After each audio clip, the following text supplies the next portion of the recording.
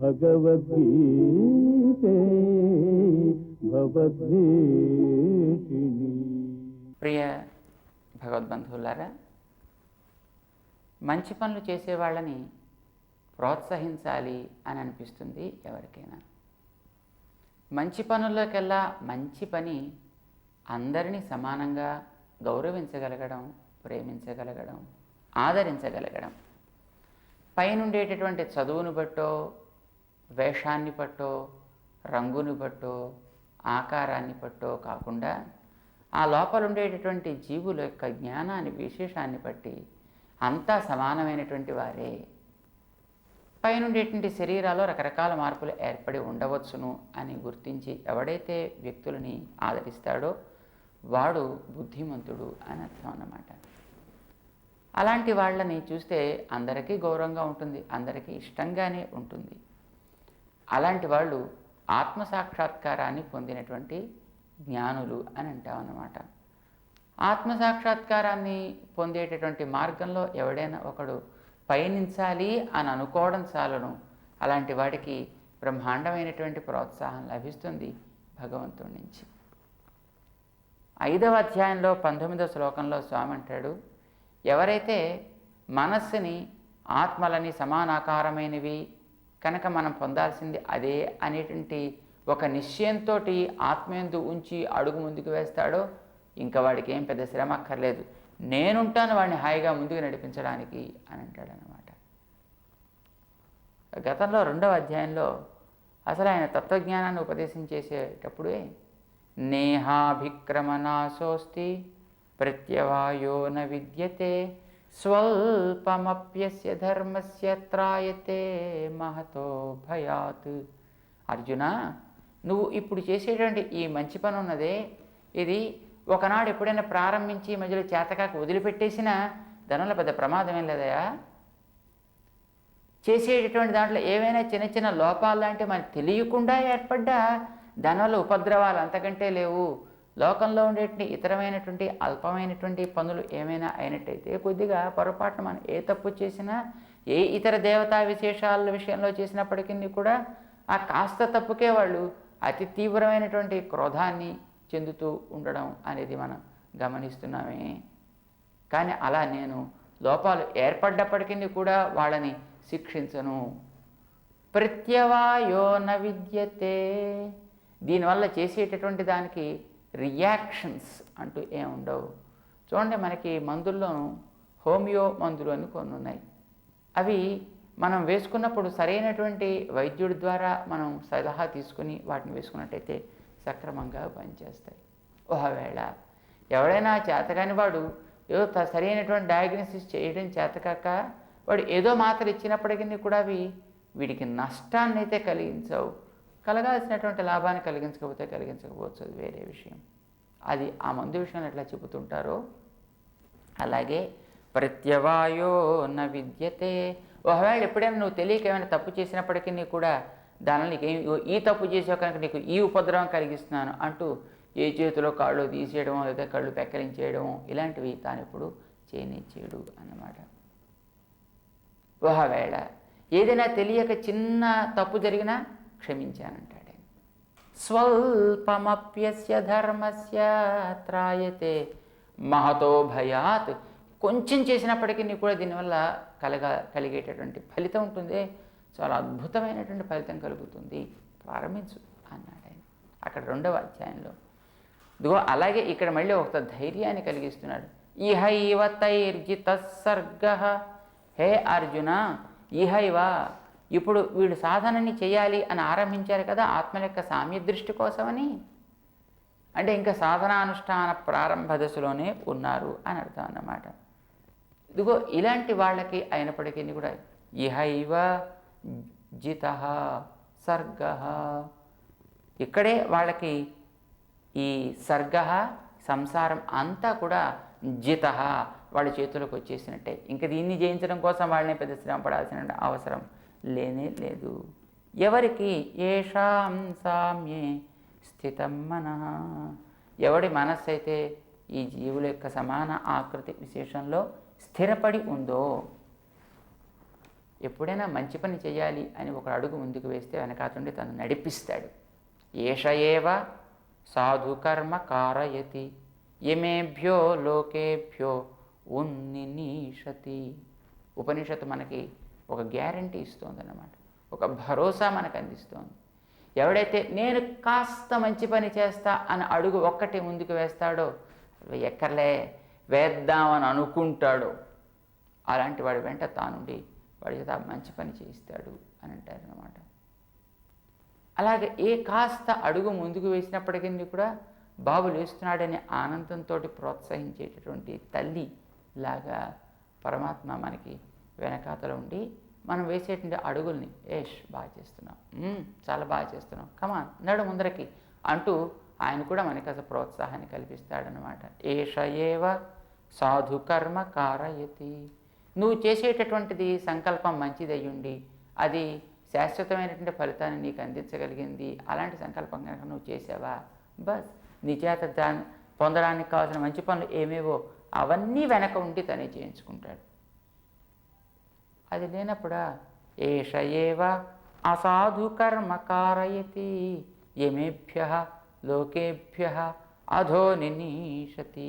ఎవడైతే చెడు మార్గాల్ని తొక్కడానికి మనసులో సంకల్పించుకుంటాడో అలాంటి వాడిని తను నిర్దాక్షిణ్యంగా అణిచి పారవేస్తాను అని అంటాడనమాట. వాడిని ఎవరైతే అభిమానిస్తారో వాళ్ళందరికీ కూడా దానికి వినాశం ఏర్పడుతుంది అని అంటాడనమాట. ఒక్క రావణాసురుని ఆశ్రయించుకొని ఉండడం చేత లంకానగరంలో ఎంతమంది పోవాల్సి వచ్చింది. కానీ నిజానికి అంతమంది తప్పు చేసినవాడు కాదు, తప్పు చేసినవాడు ఒక్క రావణాసురుడు మాత్రమే. చేత ఒక్కడు చేసినటువంటి తప్పుకి వాడిని ఆశ్రయించుకునేటువంటి వాళ్ళంతా కూడా కష్టాలు పొందుతారు. ఒక్కడిని ఆశ్రయించుకుంది వాడొక్కడు మంచి పని చేసినట్టు వాడిని ఆశ్రయించుకున్న వాళ్ళంతా శ్రేయస్సుని పొందుతారు. అలాగే వాళ్ళకి వెనకాతల నేనే ఉండి ఆ బాధ్యతను తీసుకుంటాను. ఏష ఏవ సాధు కర్మ కారయతి. నువ్వు అడుగు ముందుకు వేసావు కనుక నా మాట వింటున్నావు అని అర్థం. శాస్త్రాన్ని నమ్మావు అంటే నా మాట నువ్వు నమ్మావు అని అర్థం. ఇప్పుడు నీ వెంట నేనుంటా నడపడానికి. నీకు ఎలా నడవాలో ఎక్కడికి చేరాలి అనేటువంటి ప్రశ్న నీకు అవసరం లేనే లేదు అని అన్నమాట. అందుకోసమనే ఎవడైతే అలా ఉండాలి అని అనుకుంటాడో వాడే ఉజ్జీవన మార్గంలో ఉన్నవాడు అని అర్థం. మిగతా వాళ్ళు జీవన మార్గంలో ఉన్నారన్నమాట. సామాన్య జీవనం మనిషి ఒక్కడే గడపాల్సిన అవసరం లేదు కదా, ఏ జంతువైనా గడిపేస్తుంది. ఉజ్జీవనం అనగానే ఒక్క మనిషి మాత్రమే, మిగతా వాళ్ళు ఎవరు కూడా దీన్ని పొందడానికి అవకాశం లేనే లేదు అని అన్నమాట. కనుక ఈ ఉజ్జీవన సాధనాలు నీకు ఫలించేంతవరకు నేను తోడుంటాను అంటాడు పరమాత్మ అన్నమాట. వెనకాల తను నడిపిస్తాడు. అది ఎక్కడ? ఇహైవా, ఈ సాధన దశలో, ఈ ఆరంభ దశలో చాలు. అయితే ప్రారంభించిన తర్వాత అన్ని మంచి పనులు జరిగిపోతాయండి. మనం ప్రారంభించాం మంచి పని, ఈ మంచి పని ఎప్పుడు అలా కంటిన్యూ అవుతుందే? అవుతుందని మనం చెప్పలేము. ప్రారంభించిన తర్వాత మధ్యలో అప్పుడప్పుడు మళ్ళీ నేను చేస్తున్నా, నాకు కావాలి, ఇదంతా నాదే, ఇలాంటి కొన్ని మళ్ళీ దోషాలు ఏర్పడవచ్చు. కర్తృత్వ అహంకారం కానీ, మమత అభిమానం కానీ, జ్ఞానంలో ఏర్పడే రకరకాల వైషమ్యాలు కానీ ఏర్పడచ్చు. కానీ ఇలాగ ఏర్పడ్డప్పటికీ కూడా వాటిని వెనకాతుండి నేనే జాగ్రత్తగా చూసుకుంటాను, వాటిని ఓర్చుకుంటాను. ఓర్చుకోవడమే కాదు, నీకు మళ్ళీ అలాంటివి అడ్డు రాకుండా ఉండేటివి నేను వాటిని మెల్లిగా పక్కకి జరిపేస్తూ ఉంటాను కూడా. ఇది పరమాత్మ వాగ్దానం చేస్తాడు.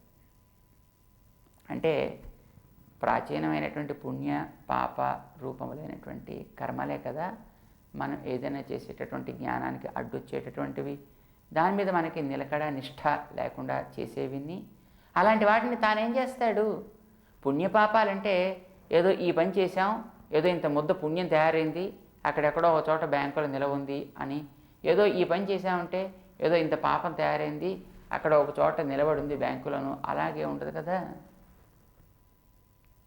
ఈ చేసేటటువంటి ప్రతి పని కూడా పైనుండి భగవంతుడు చూస్తాడు.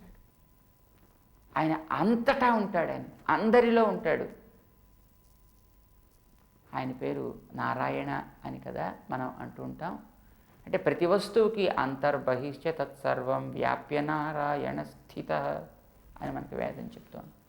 ఈ లోపల బయట అంతటా ఉంటాడు కనుక ఎక్కడ ఎవరు ఎప్పుడు ఏం చేశారని తను గమనిస్తూ ఉంటాడు.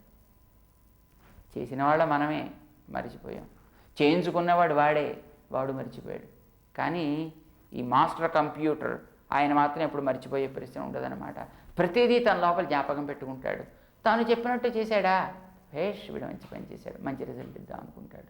చెడు పని చేశాడా, అయ్యో పాపం వీడు ఇలా చేశాడే, పాపం వీడికి కూడా అంతే సమయం ఇద్దాం అని నిర్ణయం చేసుకుంటారు. అంతే ప్రారంభిస్తారన్నమాట.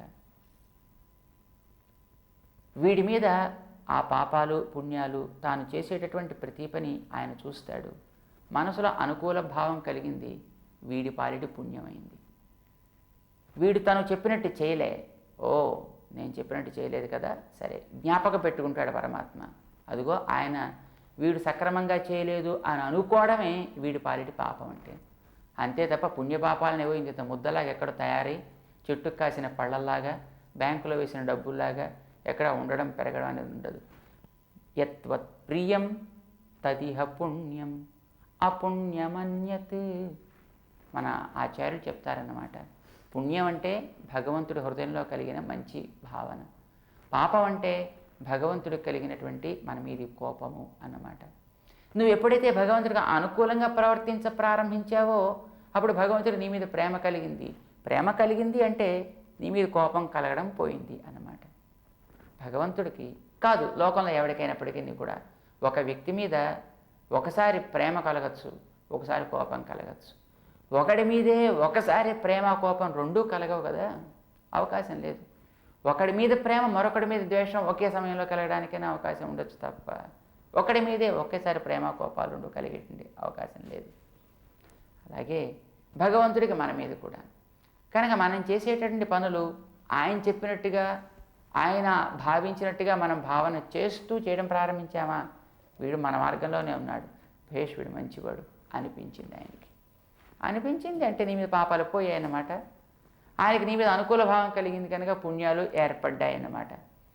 కనుక పుణ్యపాపాలంటే తన యొక్క ఆనుకూల్యం ప్రాతికూల్యాలే కనుక, తనకి మనసులో కలిగినటువంటి అనుగ్రహ నిగ్రహాలే కనుక, అనుగ్రహం కలిగేట్టు ప్రవర్తించినటువంటి వాడి విషయంలో పాపాలు వాటంతటివే దూరం అయిపోయేటట్టు తనే చేసేస్తాడు. కనుక వీడికి మళ్ళీ ఇక అయ్యో నేనేం చెయ్యాలి అంటూ దోషాలని తెచ్చుకోవాల్సిన అవసరం ఉండదు, దోషాలు వాటంతటా వచ్చే ప్రశ్న ఉండదు. వేడ తెలియక వీడికి అట్లాంటివి ఏమైనా ఏర్పడ్డప్పటికీ కూడా తాను పెద్దగా పట్టించుకోడు. తన వాళ్ళ విషయంలో ఏమైనా దోషాలున్నా పెద్ద పట్టించుకుంటారు ఎవరైనా? పరాయి వాడంటే వాళ్ళు మంచి ఉన్నప్పటికీ కూడా దోషంగా చెప్పే ప్రయత్నం చేస్తారు తప్ప తన వాళ్ళలో తప్పుల్ని కూడా తప్పులు అని అనుకోవడం ఇష్టం ఉండదు ఎవరికి కూడా. అలాగే భగవంతుడికి మన మీద కూడా ప్రేమ ఏర్పడింది అని అంటే దానివల్ల మనకి ఇక పాపాలన్నీ పోయాయి అని అర్థం అన్నమాట. పాపాలు పోయాయి అని అంటే ఆయనకి మన మీద ఆనుకూల్యం కలుగుతోంది. బస్.